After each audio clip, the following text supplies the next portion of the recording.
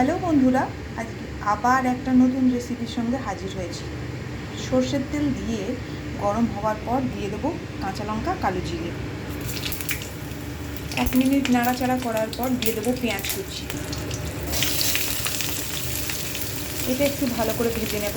একটু কালার এসছে, দিয়ে দেবো ডুমো করে কেটে রাখা আলুটাকে ভালো করে নাড়াচাড়া করে ভেজে নেব। এটা এমন একটা রেসিপি যেটা ভাতের সঙ্গে এবং রুটির সঙ্গে দুটোর সঙ্গেই খুব ভালো যাবে।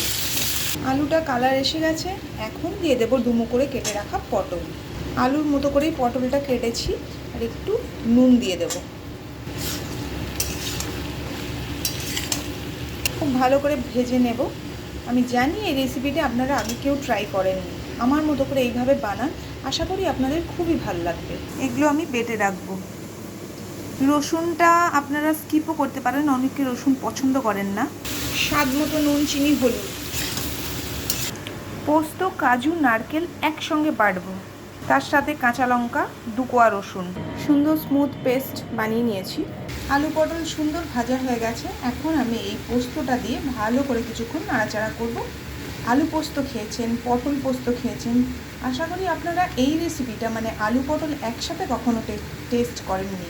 যদি এইভাবে বানিয়ে খান তাহলে আপনাদের কিন্তু রেসিপিটি খুবই ভালো লাগবে। যদি ভালো লাগে তাহলে প্লিজ আমার চ্যানেলটিকে সাবস্ক্রাইব করে আমার পাশে থাকবেন। পেস্টটা আমি দিয়ে দিলাম। কাজুর বদলে আপনারা বাদামও ইউজ করতে পারেন, তবে আমার মনে হয় বাদামের থেকে কাজুটা এর সঙ্গে বেশি ভালো দেয় ফ্লেভার।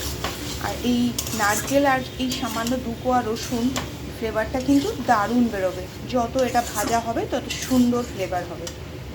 আপনারা হয়তো মনে করতে পারেন যে পোস্তর সঙ্গে রসুন দিয়েছে, কিন্তু আমার কথা মতো একবার একটু সামান্য করে রসুন দিয়ে দেখবেন, নিশ্চয়ই আপনাদের ভালো লাগবে। আর যদি কেউ মনে করেন রসুন দিতে চান না, তিনি স্কিপও করতে পারেন, রসুন ছাড়াও এটা খুব ভালো হবে।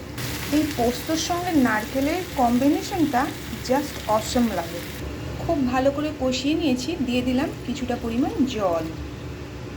নুন চিনিটা একবার মাঝখানে চেক করে নেব, কারণ এই পোস্তটা একটু হালকা মিষ্টি মিষ্টি ভালো লাগবে। টেস্ট করে দেখে নিয়েছি, আর একটু নুন লাগবে, আগে কিছুটা নুন দিয়েছিলাম। ইচ্ছে করলে এই পর্যায়ে আপনারা কাঁচা সর্ষের তেল ছড়িয়ে নামিয়ে নিতে পারেন, কিন্তু আমরা এটাকে আরেকটু শুকনো করব। ছড়িয়ে দিচ্ছি আমি কিছুটা পরিমাণ কাঁচা সর্ষের তেল। নাড়াচাড়া করে 2টো কাঁচা লঙ্কা ফাটিয়ে নামিয়ে দিয়ে সার্ভ করে দিয়েছি। রেসিপি ভালো লাগলে তাহলে আমার চ্যানেলটিকে সাবস্ক্রাইব করে আমার পাশে থাকবেন, বন্ধুদের সঙ্গে শেয়ারও করবেন। আমার চ্যানেলটির নাম পাঁচমিশালি @সর্বরীধর। নমস্কার, দেখা হবে নেক্সট দিন অন্য আরও একটি রেসিপির সঙ্গে।